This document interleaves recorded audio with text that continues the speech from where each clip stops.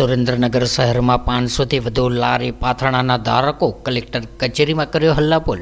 રોજનું લાવીને રોજ ખાતા 7 દિવસથી બેરોજગાર બનતા રોષ વ્યક્ત કર્યો। ધંધા રોજગાર માટે ફેરિયાઓને મૌન રેલી કાઢીને કમિશનર અને કલેક્ટરને રજૂઆત કરી હતી। ત્યારે સામાજિક આગેવાન કમલેશભાઈ કોટેચાએ નાના ધંધાના વેપારીઓને મેળાનું ફાળવવામાં આવે તેવી માંગ પણ કરી હતી। સુરેન્દ્રનગર શહેરમાં મહાનગરપાલિકા થતાં મહાનગરપાલિકાના અધિકારીઓ એક્શન મોડમાં આવતા શહેરના મુખ્ય રસ્તા ઉપર લારી પાથરણા પાથરીને ધંધો રોજગાર કરતા લોકોને શહેરની ટ્રાફિક સમસ્યાઓનો નિવડો લાવવા માટે લારી પાથરણા હટાવવામાં આવતા ફેરિયાઓમાં રોષ વ્યાપી ગયો હતો। ત્યારે લારી પાથરણા ધારકોએ શહેરના મુખ્ય રસ્તા ઉપર મૌન રેલી કાઢીને કલેક્ટર અને કમિશનરને આવેદનપત્ર પાઠવીને વૈકલ્પિક વ્યવસ્થા કરી આપવા રજૂઆત કરી હતી। ભારત, મારું નામ મહેશભાઈ ભરતભાઈ કોડિયા છે। હું લારીવાળાનો પ્રમુખ છું। પોપટપરામાં અમારે સરવણપકી રોડ મેઇન રોડ માંગેલ છે। કલેક્ટર સાહેબને અમે અરજી આપેલી છે। અત્યારે અમને લારી કાઢવા દો। અમે 5 દિવસથી અમે રખડી છીએ। ખાધા પીધા વગરના 5 દિવસથી અમે હડતાલ ઉપર ઉતર્યા છીએ। અમને નિર્ણય નહીં આપે તો અમે બીજે જે આગળ વધીએ ગાંધીનગરે પહોંચીએ અને આ બધાનો નિર્ણય ગરીબ માણસનો છે। તમે અમને રજૂઆત શાંતિને આપો। 500-700 જણા સુધી છીએ અમે। 2 રોડમાં અમે ભાગ પાડી લેશે, શાંતિથી ધંધા કરશી। તમને કાયમી રોડની જગ્યા અમને આપી દો। શું તમારી માંગ કયા વિસ્તારની? અમારી સરવણટોકી રોડની માંગ છે અને મિલ રોડની માંગ છે। કેટલા સમયથી તમારો ધંધો બંધ છે? અમારો 40 થી 50 વર્ષ પહેલાનો જૂનો ધંધો ચાલુ છે। કેટલા જણાનો પ્રશ્ન છે અંદાજિત? અમારો પ્રશ્ન છે 500 થી 600 જણાનો છે। જો યોગ્ય નિર્ણય નહીં આવે તો શું કરશો? આંદોલન ઉપર પછી ગાંધીજી। મારું નામ આબિદ જુનાણી। આજે અમે સવારે પોપટપરાથી માંડી કલેક્ટર ઓફિસ સુધી મૌન રેલીનું આયોજન કર્યું હતું અને કલેક્ટર સાહેબને પણ આવેદનપત્ર આપ્યું અને અમને પણ ભરોસો આપ્યો છે કે ભાઈ ઝડપથી અમે આનો નિકાલ કરી અને સારી તમને સુવિધા આપશું અને સારી જગ્યાનો વિકલ્પ પણ આપશું। અને પછી મહાનગરપાલિકાએ અમે આવતા સુરેન્દ્રનગરમાં આજે અમને કમિશનર સાહેબે પણ એમને આવેદનપત્ર આપ્યું અને અમને પૂરો ભરોસો છે અને પૂરો વિશ્વાસ સાથે એમને કીધું કે તમને ઝડપથી સારો વિકલ્પ આપી અને સૌ ધંધા રોજગાર વગરના છે એને અમે 2-4 દિવસમાં સારો વિકલ્પ આપી અને સૌને રોજગાર અપાવશું। જય હિન્દ, જય ભારત। કેટલા લારી ધારકોને આજે 500 થી 700 લારી ધારકો અમારી સાથે રેલીમાં જોડાણા હતા અને સાથે બહેનો પણ હતા અને સર્વ સમાજના માણસો હતા અને સૌનો સાથ સહકાર હતો। ભાઈ રજાકભાઈ જિંદાણી છે। સુરેન્દ્રનગર દુધરેજ નગરપાલિકા દ્વારા તારીખ 11/1/2024 રોજ દબાણ હટાવવા ઝુંબેશ દરમિયાન લારી ગલ્લા પાથરના વાળાને હટાવેલ। એના અનુસાધનમાં કલેક્ટર સાહેબે એક મિટિંગનું આયોજન કરેલ।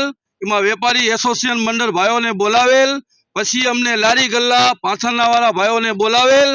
એમાં નિર્ણય લીધેલ કે તમે લોકો મેન રોડ મીના બજારથી ટાંકી ચોક સુધીના લારી ગલ્લા પાથરના વાળા ભાઈઓ ને મોચી બજાર મિલ રોડ ઉપર અને પોપટપરા વિસ્તારમાં ઊભી રાખીને વેપાર કરવાનો છે। પછી અમે અહીંયા ધંધો કરતા હતા, પછી મહાનગરપાલિકા બની સરસ સારી વાત છે, ખૂબ ખૂબ આભાર। સુરેન્દ્રનગરનું ગૌરવ વધેલ છે। અમારી એક રિક્વેસ્ટ છે, રોજીરોટી માટે અમારા ધંધા રોજગાર 5-6 દિવસથી બંધ છે। અમે રોજે રોજનું કમાઈને રોજે રોજનું ખાવાવાળા છીએ। વહેલી તકે અમને ન્યાય આપશો, રોજીરોટી ચાલુ કરાવશો। સુરેન્દ્રનગર તરફથી જાવેદભાઈ જિંદાણી હું બોલું છું, અમદાવાદ। સુરેન્દ્રનગર મહાનગરપાલિકાની રચના થઈ ગઈ। આ મહાનગરપાલિકામાં કમિશનર, ડેપ્યુટી કમિશનર અને બીજા જરૂરિયાત મુજબના અધિકારીઓની નિમણૂક થઈ ગઈ। તમામ અધિકારીઓએ પોતાનો ચાર્જ સંભાળી લીધો, કામગીરી શરૂ કરી દીધી। એક ખુશી થવા જેવી બાબત છે, આનંદની વાત છે। આ કોર્પોરેશનના મુખ્ય અધિકારીઓ દ્વારા હાલ સુરેન્દ્રનગરના મુખ્ય માર્ગો ઉપરથી ટ્રાફિક સમસ્યા દૂર કરવી અને રસ્તાઓ પહોળા કરવા એ બાબતની કામગીરી શરૂ કરવામાં આવી છે। ટ્રાફિક સમસ્યા દૂર કરવા અને રસ્તાઓ પહોળા કરવા માટે રસ્તા ઉપર બેઠેલા લારીવાળાને, ગલ્લાવાળાને અને પાથરણાવાળાને દૂર કરવા જોઈએ એવો તંત્ર દ્વારા નિર્ણય કરવામાં આવ્યો અને એ બાબતની તંત્ર દ્વારા કામગીરી શરૂ કરવામાં આવી।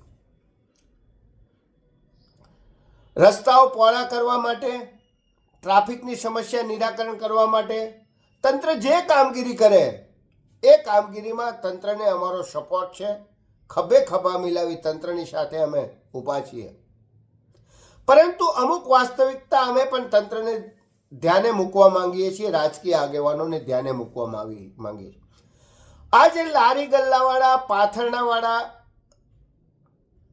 મુખ્ય માર્ગ પર બેસી પોતાનું રોજીરોટી કમાય છે, એમાં મોટા ભાગના લોકો રોજનું કમાઈ રોજ ખાવાવાળા છે. એમાં 10% અપવાદો છે. બાકીના મોટા ભાગના લોકોને અહીંથી ઊભા કરતા તેઓ બેકાર બની જશે. તેઓના પરિવારજનોના ભરણ પોષણનો પ્રશ્ન ઊભો થશે. તેઓના ઘરના યુવાનો ખોટા માર્ગે ચડી જશે. આ બધા પ્રશ્નો ત્યાંથી લારીવાળાને અને પાથરણાવાળાને હટાવતા ઊભા થવાના છે, એવું અમે તંત્રના ધ્યાને મૂકીએ છીએ. આમ છતાં રસ્તો ખુલ્લો કરવો જ જોઈએ. ટ્રાફિકની સમસ્યાનું નિરાકરણ કરવું જ જોઈએ.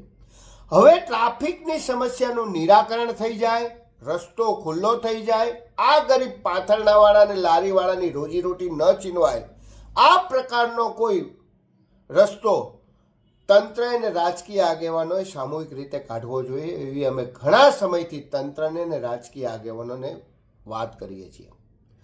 તંત્ર દ્વારા ભૂતકાળમાં NTM પાસે, રિવરફ્રન્ટ પાસે આ લારીવાળાને અને પાથરણાવાળાને જગ્યા ફાળવી. ત્યારે પણ અમે તંત્રને સ્પષ્ટ કહેતા હતા કે અહીંયા લારી ગલ્લાવાળાનો, પાથરણાવાળાનો વેપાર ન ચાલે. અહીંયા કોઈ પણ સંજોગોએ ગ્રાહક આવે નહીં અને આ લોકોની બેકારી દૂર થાય નહીં. અમે ત્યારે પણ કહેતા હતા ને આજ પણ કહીએ છીએ કે આ બધાનું એક સોલ્યુશન હોય તો એ સોલ્યુશન મેળાનું મેદાન છે. જો આ મેળાના મેદાન ઉપર આ લારીવાળાને, પાથરણાવાળાને બેસવાની મંજૂરી આપવામાં આવે તો મુખ્ય માર્ગના ટ્રાફિકની સમસ્યા દૂર થઈ જાય, ત્યાંથી લારીવાળા, પાથરણાવાળા દૂર થઈ જાય, અને આ જે પાથરણાવાળા અને લારીવાળા દૂર થઈ જાય, એ બેકાર ન થાય, એમની રોજીરોટી કમાઈ શકે, એ પ્રકારનો રસ્તો તંત્ર અને રાજકીય આગેવાનોએ કરવો જોઈએ.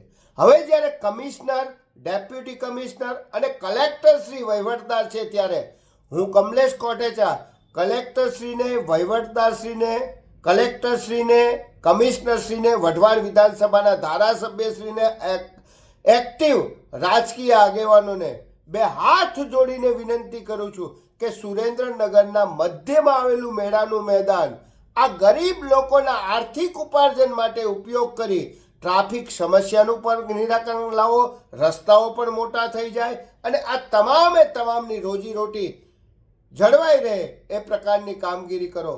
જય હિન્દ, વંદે માતરમ, ભારત माता की जय। तो व्हाट्सएप, ट्विटर, फेसबुक, इंस्टा जहाँ भी आपका अकाउंट है, इसे शेयर बटन के द्वारा वहाँ पर शेयर करें